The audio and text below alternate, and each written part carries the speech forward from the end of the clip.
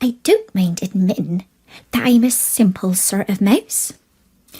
I live inside a nice cosy log by the side of a field.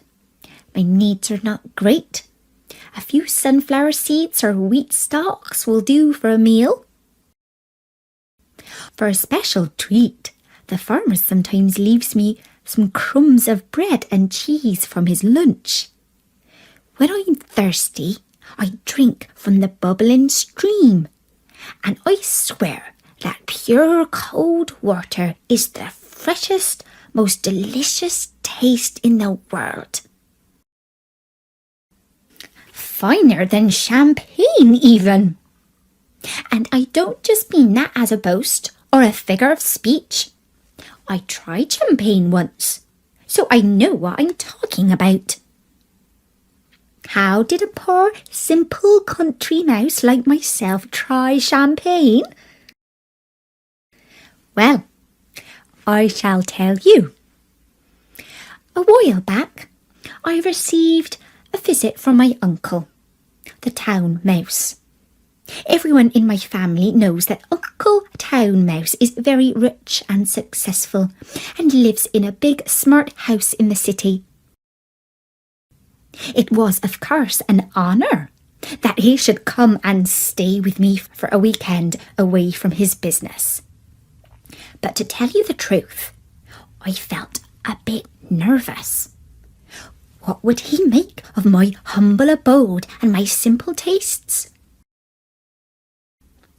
Well, of course, he was very nice and polite. Charming, simply charming, he said as I showed him around my log. And when I put some crumbs of cheddar cheese before him for his supper, he exclaimed, "Just the ticket, exactly what I wanted. Thank you, dear nephew, for taking such good care of me." At night, he slept in my spare bed in the hedgerow, and in the morning, when I asked him how he had slept, he said, "Splendid, just splendidly. This clear country air of yours is so restful." In fact, he was so full of praise for my country lifestyle that I asked him if he was planning to retire to the countryside. Uncle Town Mouse laughed and felt that I had perhaps said something silly or tactless. "Why, I thank you for your hospitality, but I would die of boredom if I lived your life for more than a weekend." I was very impressed by my uncle's words, and I could not stop thinking about the attractions of the city that he had described. That evening, as he was preparing to leave for home, my uncle said, "Say, nephew, why don't you come back with me and give your taste buds a real treat? I say a mouse hasn't lived until he's tried gorgonzola cheese. And we always keep a good supply in our larder, not to mention the Ardennes pâté, avocado pears with French dressing, chicken vol au vent, mushrooms à la grecque, and grilled Mediterranean vegetables. Come, come, and afterwards we'll call on some pretty friends of mine." When he put it like that, I couldn't resist. And so that very evening, I travelled with my uncle to his house in the city. And when I first set eyes on Uncle's house, I was truly impressed. Uncle insisted that we begin with an aperitif of champagne, and as I had never tried it before, the bubbles went straight to my head. I didn't like to admit that it tasted a little strange to me. But then we tried the gorgonzola cheese. Uncle had been right.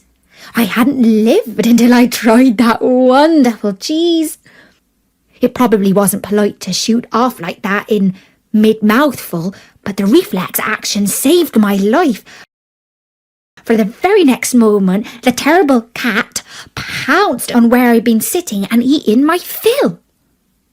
Uncle and I scurried across the table, and the cat followed, smashing glasses and knocking over jugs and vases. We both jumped off the edge of the table and landed on the ground. But then the maid came in with a broom and started beating the floor, trying to squash us both. We were both within half an inch of being beaten to death. "Now that was a close shave," said Uncle. "I thank you for your hospitality, but I must be off home now." And that's the story of how I learned that other people's lives are rarely quite as attractive as they sometimes appear to be. Thank you for watching this video. Please like, share and subscribe to the channel to see the latest videos. Thank you.